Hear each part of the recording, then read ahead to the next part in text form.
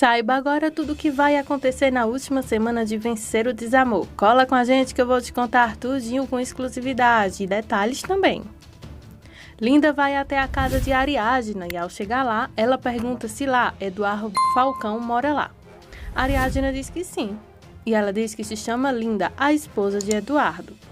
Vemos que mesmo depois de tantas decepções, Ariadna ainda se frustra então com as covardias do seu ex-marido. Lino está colocando um corpo no porta-mala do carro, isso mesmo. Ele está então um corpo embrulhado em um saco preto de saco de lixo. Ele então diz: "Aqui nos despedimos, Álvaro. Adeus." E o velhinho do mal se vai.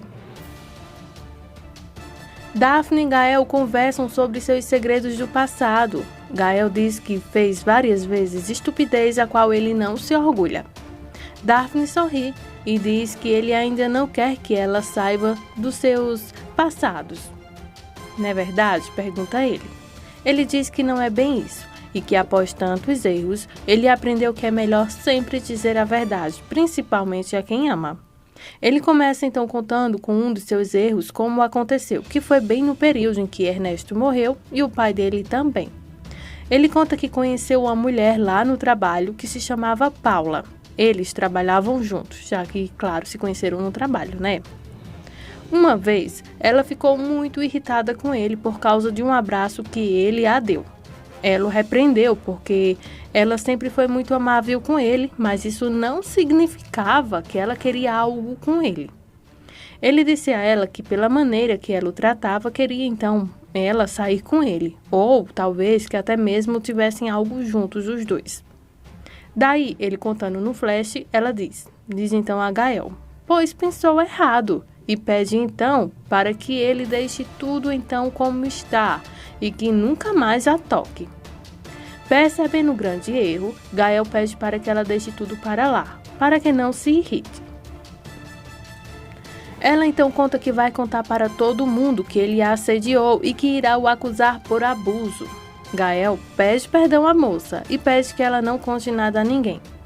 Ele não tinha mais intenções com ela, apenas interpretou as coisas errado com ela. Ela então diz a ele que irá sim o acusar e também vai contar para todo mundo para que assim ele possa aprender a tratar melhor as mulheres. De volta ao hoje, conta então a Daphne que infelizmente todos os homens às vezes acabam então interpretando episódios que aconteceram entre uma vida e outra como a de Paula, interpretando então um sorriso ou um olhar de maneira errada e acaba então acontecendo o que aconteceu. Que às vezes os homens confundem os sentimentos, pois acham que todas as mulheres às vezes são fáceis e acabam então interpretando e machucando pessoas com atitude ou palavras que nunca deveriam ter sido ditas a ninguém. Gael pede perdão então a Daphne por algumas vezes ter tratado ela como nunca deveria ter tratado então uma mulher e pede perdão. E ela, por sua vez, então diz que não há então com que ele se preocupar. Os dois então dão um abraço bem fraternal e amoroso. Ariadna conversa com sua amiga que tudo o que está acontecendo em sua vida está então lhe levando à loucura, pois são tantas coisas ao mesmo tempo. Ela também se irrita ao saber que com tantas provas devem então ter que parar a investigação que pode prender ou revelar quem é o pior vilão de Vencer o Desamor.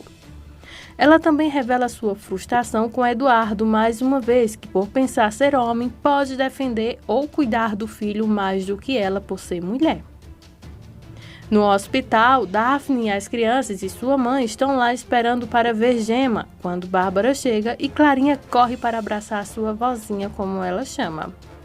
Bárbara pergunta à menina como ela está. Clarinha diz que bem. Então Bárbara, abraçando a menina, diz: "Que bom te ver.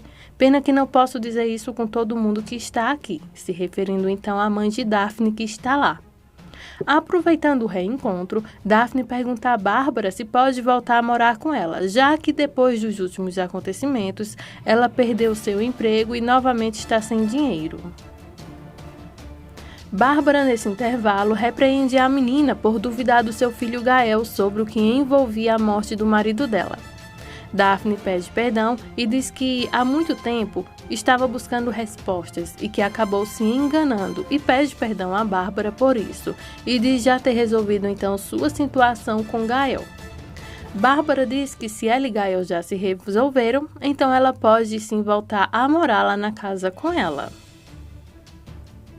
Ainda no hospital, Daphne vai visitar a Gemma e se alegra em ver que sua amiga está bem após o acidente. Gemma fala que ainda não viu sua bebê, mas que está muito ansiosa para conhecê-la. Pena então pela situação de como ela está.